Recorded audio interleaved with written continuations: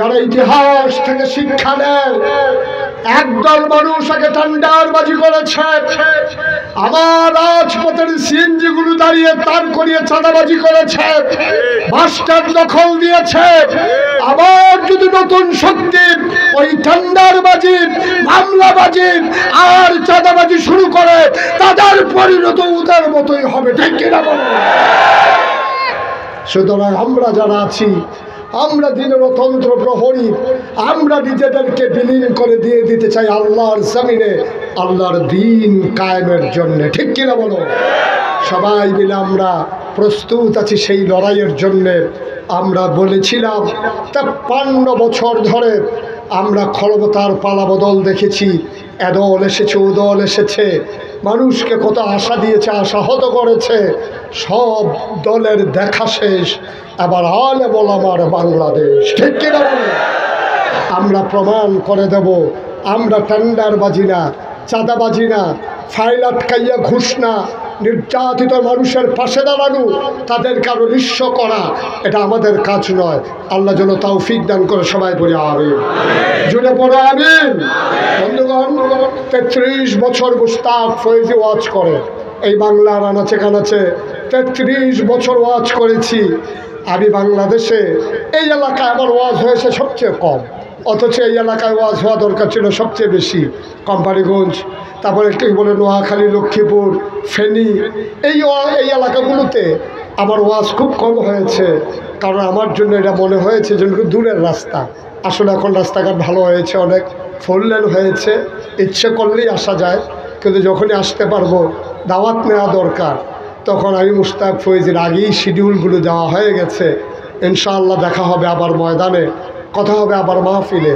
মন সাক্ষী দিয়েছে আজকের মাহফিল আল্লাহ তাবারক ওয়া তাআলা কবুল করে নিয়েছে। সবাই মিলে আমরা দোয়া করব, দরকার আছে নাকি নাই?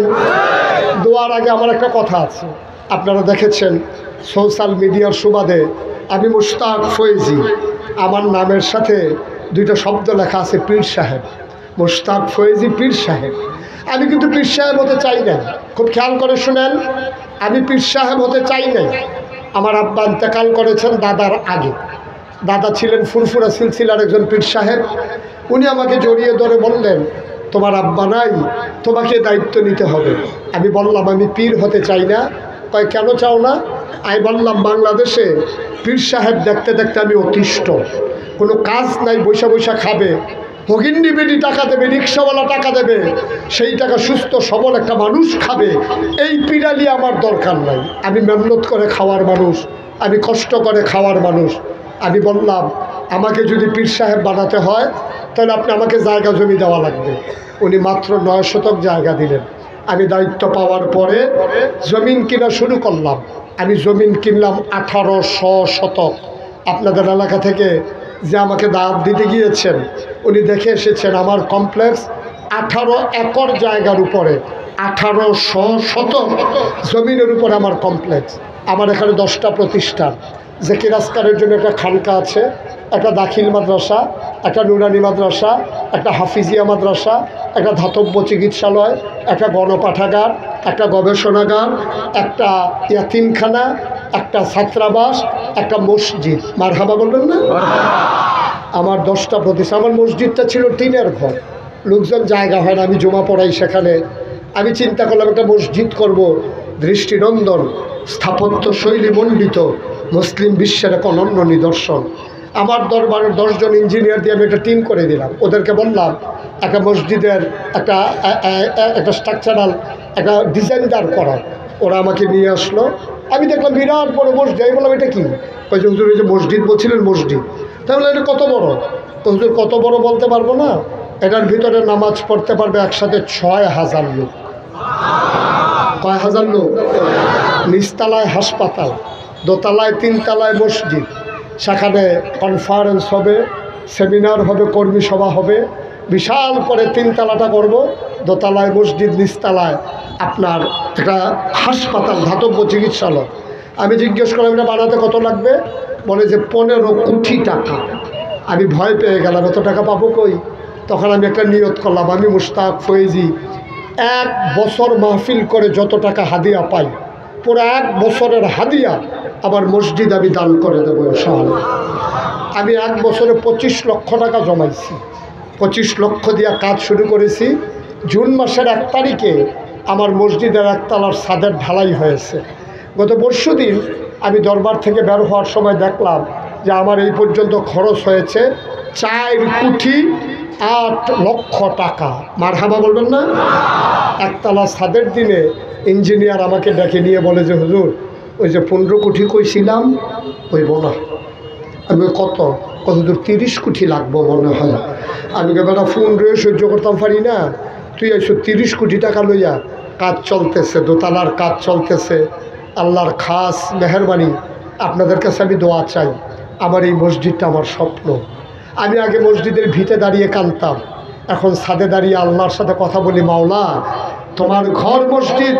তোমার বন্ধু নবী বলেছেন, মান বানা লিল্লাহি মসজিদান বানাল্লাহু লাহু বাইতান ফিল জান্নাহ, যে দুনিয়ায় মসজিদ বানাবে আল্লাহ তুমি নাকি তার জন্য জান্নাতে ঘর বানাবা। আমি আল্লাহর দরবারে দরখাস্ত দেই, 1 টাকা দিয়ে হলেও এই মসজিদে তারা শরিক হবে, তোমার বন্ধু নবীর কথা অনুযায়ী জান্নাতে তুমি ঘর বানিয়ে দিও। সুবহানাল্লাহ বলবেন না? আল্লাহ যেন কবুল করে, সবাই পড়েন আমিন। কত মানুষের কত টাকা এই মসজিদে এসেছে। আমি দেশের বাইরে যখন প্রোগ্রাম করতে যাই, ওরা দৌড়ে দৌড়ে এনে আসে আমার কাছে টাকা দিয়ে দেয়। আজকে দোতলার ছাদের কাজ শুরু হয়েছে, কিছুদিনের ভিতরেই দোতলার ছাদ হবে ইনশাআল্লাহ। আমি পীর সাহেব হিসাবে কোনোদিন বাংলাদেশে হাত পাতি নাই, এই হাত পাতার অভ্যাস আমার নাই। আমি করোনায়, বন্যায়, মহামারীতে, বিভিন্ন ক্রাইসিস পিরিয়ড আমার কাম করার জন্যে আমি এই রকম করেছি, কোনোদিন এই রকম করি নাই। আমি চেষ্টা করেছি মানুষের পাশে দাঁড়ানোর জন্য। আজকে আমার এই স্বপ্নের মসজিদ, আমার এই স্বপ্নের মসজিদ, এই আল্লাহর ঘর মসজিদ, এর বিশাল স্থাপনা। আমি আশা করি আপনারাও আমার পাশে থাকবেন। সবাই মিলে এই মসজিদ বানিয়ে এক অনন্য নজির স্থাপন করব। জান্নাতে সবাই মিলে যেন এক জান্নাতে থাকতে পারি। আল্লাহ যেন কবুল করে, সবাই করে আমিন। আমরা সবাই মিলে এখন দোয়া করব। দোয়ার আগে কেউ যদি মনে করেন যে হুজুর আপনার মসজিদে আমিও 1000 টাকা দিয়ে শরীক থাকতে চাই, মোস্ট ওয়েলকাম, আহলান সাহলান মারহাবা। আমি প্রাণ ভরে উজাড় করে দেব আমার এই স্বপ্নের মসজিদের জন্য। যারা আছেন, 1টা লুকও খালি যাবেন, আপনি 1টা টাকা দেবেন, আপনি 2টা টাকা দেবেন, তারপরও আপনি শরীক হয়ে যাবেন। আমার উপজেলার সম্মানিত আমির, তিনি ইনশাল্লাহ 1000 টাকা দিয়েছেন। আমার ভাই, আমার উপস্থাপক ভাই, উনি দিয়েছেন আরেক ভাই 500 টাকা। সবাই মিলে আমরা মসজিদটা দাঁড় করিয়ে নেই, আমার জন্য লাগবে না, আল্লাহ আমাকে অনেক দিয়েছেন। জি, যারা আছেন আমার ভলান্টিয়ার, যারা মাহফিলের, একটু ভেতরে গেলে মাশাআল্লাহ আমার আরেক উপজেলার সেক্রেটারি মাওলানা মিজানুর রহমান, তারপরে উপজেলা এই পৌর আমির, পৌর আমির কি পৌর মেয়রে তো হইতে চাইছিল, এখন আল্লাহ করলে পারে তো ইনশাআল্লাহ পৌর আমিরকে আমরা পৌর মেয়র দেখতে চাই। এই আমির শুনতে শুনতে একেবারে অতিষ্ঠ হয়ে গেছি, আর এটার বদলানো দরকার একটু। উঠেন না কেউ, 1টা লুক উঠবেন না, সবাই মিলে দোয়া করবো। আমার ছেলেরা আসতেছে, যদি পারেন 100, 200, 10, 20, 50, 1টা লুকও খালি যাবেন না। এই ফাঁকে আমরা সবাই মিলে তওবা করে নেই, আল্লাহ যেন আমাদের জীবনের গুনাহগুলো মাফ করে দেয়। সবাই আমার সাথে বলেন, আউযু বিল্লাহি মিনাশ শাইতানির রাজিম।